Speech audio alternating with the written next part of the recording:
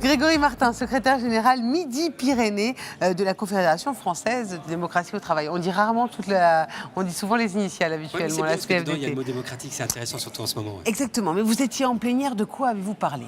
Alors, on a parlé de la question des temps de l'entreprise et des temps de l'individu pour savoir si ces temps étaient conciliables. Et donc, tout le travail a été de savoir quels sont les leviers qui permettent à l'individu de se sentir à l'aise dans son activité professionnelle et à l'entreprise d'avoir un business qui fonctionne. C'est parfois contradictoire, ces temps-là, et parfois ça ne l'est pas, mais ça nécessite de se mettre d'accord sur le processus pour arriver à trouver le terrain d'entente entre l'individu et le collectif de travail. Mais sur quelle conclusion est-ce que vous arrivez en étudiant cette mouvance du temps de travail ?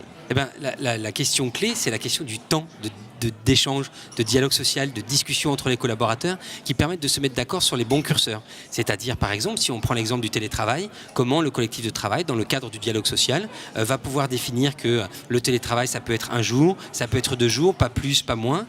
Comment est organisé le temps effectif de travail, comment il est évalué et comment on laisse les personnes aussi faire autre chose de leur temps quand ils sont chez eux. C'est toutes ces questions-là qui demandent de la régulation, mais régulièrement. C'est-à-dire, c'est pas il y a un temps pour négocier tout ça et puis après ça roule. C'est très régulièrement qu'il faut que chaque chose soit reposée, chaque question soit reposée pour que chacun ait toujours le sentiment d'appartenir au même collectif de travail. C'est ça les évolutions du monde du travail en ce moment ? Le monde du travail aujourd'hui, il a cette spécificité qui est à la fois très angoissante et surtout très intéressante d'être très morcelé. C'est-à-dire que les choses vont très très vite, les business vont très vite, changent très très vite et donc forcément les contrats de travail bougent aussi avec ce monde économique. On a 2 possibilités quand on est syndicaliste, soit s'en horrifier en disant oh, c'est scandaleux parce que le droit du travail ne permet pas ça, soit se dire comment on fait pour que le droit du travail reste protecteur dans un monde qui bouge beaucoup. Et donc l'idée qu'on a, nous, la CFDT, c'est de considérer que le syndicalisme qui est pour l'entreprise, il est donc pour créer les conditions d'un dialogue avec les employeurs qui permettent qu'on puisse adapter l'entreprise au business qui est le sien, notamment avec la révolution numérique qui transforme toutes les organisations de travail et le temps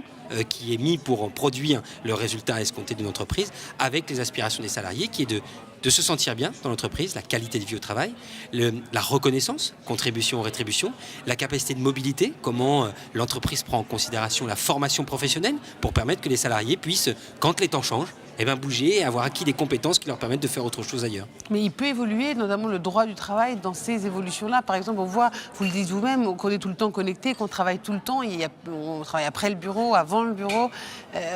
Comment est-ce qu'on s'adapte ? Mais il y a déjà des super expériences d'accords télétravail dans les entreprises qui permettent à peu près de concilier vie professionnelle et vie personnelle, mais c'est des enjeux qui sont lourds, qui sont très complexes, qui font appel aussi à la sociologie, à l'anthropologie. Il ne faut pas rester simplement enfermé dans le code du travail. Il faut aussi regarder l'être humain dans son entièreté. Le rôle du syndicalisme, ça doit être ça, d'avoir des élus d'entreprise qui ont conscience de ces enjeux-là pour les poser autour de la table avec l'employeur. Vous pouvez vous faire entendre aujourd'hui ?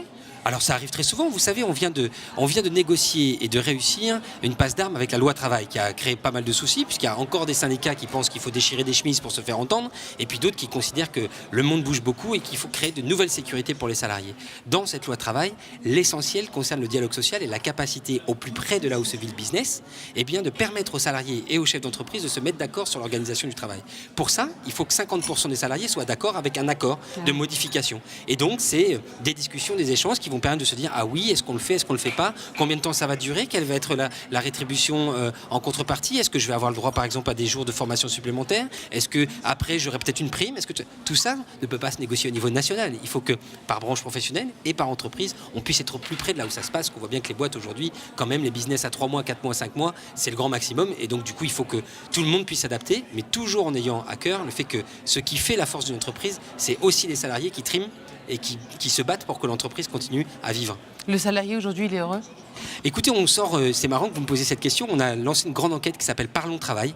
150 000 salariés ont répondu à cette enquête. C'est un truc de fou. Jamais on aurait cru avoir un tel succès. C'est ce qui montre bien que les gens aiment beaucoup parler de leur travail, qui étaient des questions très très très concrètes sur le travail tel qu'il est vécu, comment on se ressent dedans, est-ce que je suis reconnu, pas reconnu, est-ce que je voudrais faire autre chose, est-ce que j'aime la flexibilité ou pas. On se rend compte que plus de 75% des gens aiment leur travail. Mais par contre, qui considèrent qu'il y a plein de choses améliorables qui sont de l'ordre notamment de la capacité de mobilité, la capacité d'autonomie, la capacité à définir avec le cadre manager quels sont les critères qui vont évaluer la qualité du travail fourni, etc. Donc en fait, il y a plein de marges d'évolution et le dialogue social dans une entreprise, pour ça, c'est formidable. Ouais, donc c'est un beau message qu'on entend rarement. Merci beaucoup en tout cas Grégory Martin, secrétaire général Midi-Pyrénées de la CFDT. À très bientôt. Merci beaucoup. Et on passe tout de suite à un autre invité, jingle.